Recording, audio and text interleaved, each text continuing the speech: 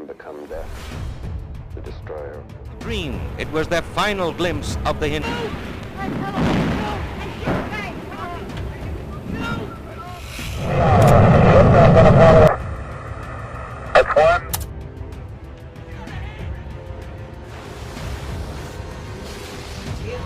Oppenheimer ఒక brilliant scientist.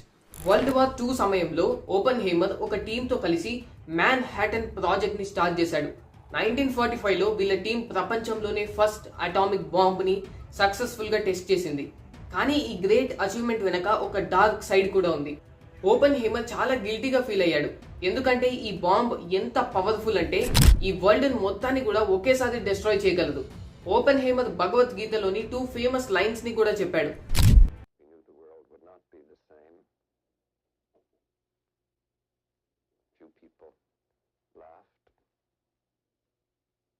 People cried. Most people were silent. I remembered the line from the Hindu scripture, the Bhagavad Gita. Vishnu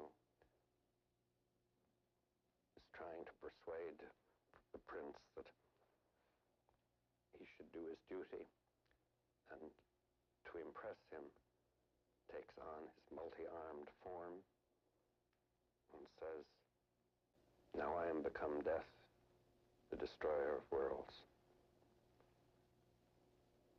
I suppose we all thought that one way or another.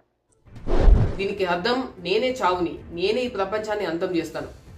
World war 2 అయిపోయిన తర్వాత Oppenheimer nuclear weapons కి against గా మాట్లాడాడు.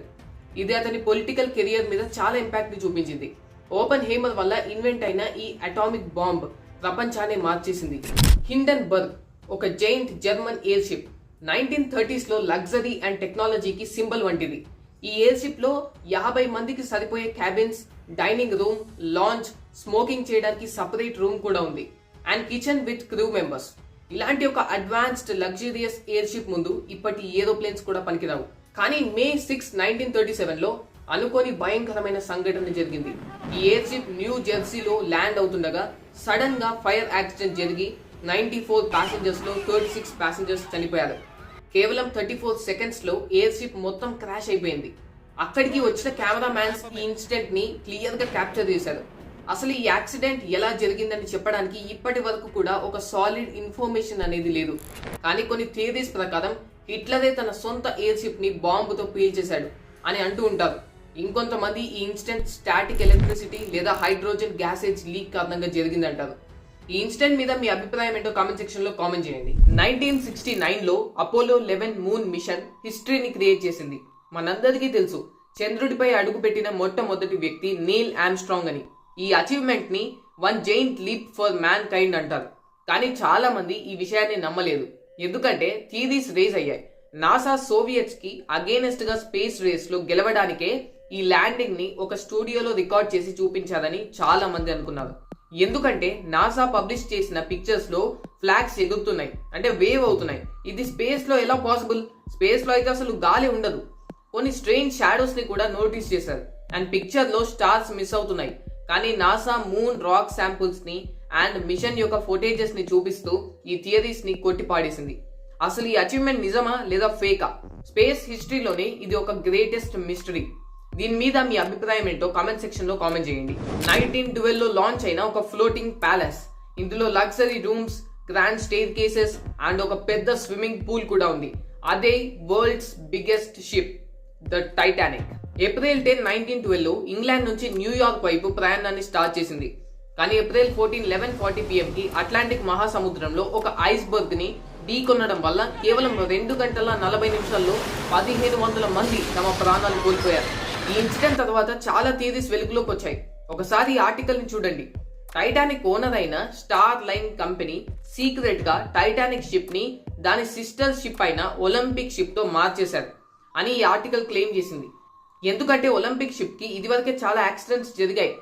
So ఈసారి ఈ ship కి ఏమైనా అయితే కంప్లీట్ గా డిస్ట్రాయ్ అయిపోతే ఇన్సూరెన్స్ మనీని క్లెయిమ్ చేసుకోవచ్చు అనే ఆలోచన స్టార్ లైన్ కంపెనీకి వచ్చింది. ఇంకా కొన్ని థియరీస్ ప్రకారం క్రూ మెంబర్స్ యొక్క నిర్లక్ష్యం లేదా ఒక ఈజిప్ట్ మమ్మీ పెట్టిన శాపం వల్ల ఈ యాక్సిడెంట్ అయిందని అంటూ ఉంటారు. కానీ ఇప్పటికీ దీని గురించి సాలిడ్ ఇన్ఫర్మేషన్ లేదు. అక్టోబర్ 13, 1972లో ఉరుగ్వాన్ నుంచి ఒక చిన్న చార్టర్ ప్లేన్ 45 passengers తో టేక్ ఆఫ్ అయింది. ఈ ప్యాసింజర్స్ లో చాలా వరకు రగ్బీ టీమ్ మెంబర్స్ ఉన్నారు. బ్యాడ్ వెదర్ అండ్ పైలట్స్ చేసిన చిన్న మిస్టేక్ వల్ల ఫ్లైట్ ఆండీస్ మౌంటైన్స్ లో క్రాష్ అయింది. ఈ ట్రాజడీలో సర్వైవర్స్ 72 రోజులు ఎక్స్ట్రీమ్ కోల్డ్ టెంపరేచర్స్, అవలాంచెస్ ఇంకా ఆకలికి తట్టుకున్నారు. చివరికి వీళ్ళ దగ్గర ఉన్న ఫుడ్ అయిపోవడంతో వాళ్ళ సొంత ఫ్యామిలీ మెంబర్స్ యొక్క డెడ్ బాడీస్ ని కూడా తినాల్సి వచ్చింది. డిసెంబర్ 12లో అంటే ఇన్సిడెంట్ జరిగిన 1 month కి నాండో పెరాడో అండ్ రాబెర్టో కెనేసా అనే 2 survivors 10 days పాటు ఆ కొండల మధ్య ప్రయాణం చేసి రెస్క్యూయర్స్ ని అలర్ట్ చేశారు. మిగిలిన 14 మెంబర్స్ ని డిసెంబర్ 23లో రెస్క్యూ చేశారు. సో ఫ్రెండ్స్, ఇవాల్టి టాప్ 5 ఇంట్రెస్టింగ్ టాపిక్స్ విన్నారు కదా. ఇలాంటి మరిన్ని వీడియోస్ కోసం ఖచ్చితంగా ఛానల్ ని సబ్స్క్రైబ్ చేయండి అండ్ పక్కన ఉన్న బెల్ ఐకాన్ ని క్లిక్ చేయండి. అండ్ వీడియో నచ్చితే లైక్ చేయండి, షేర్ చేయండి, కామెంట్ చేయండి. Thank you for watching.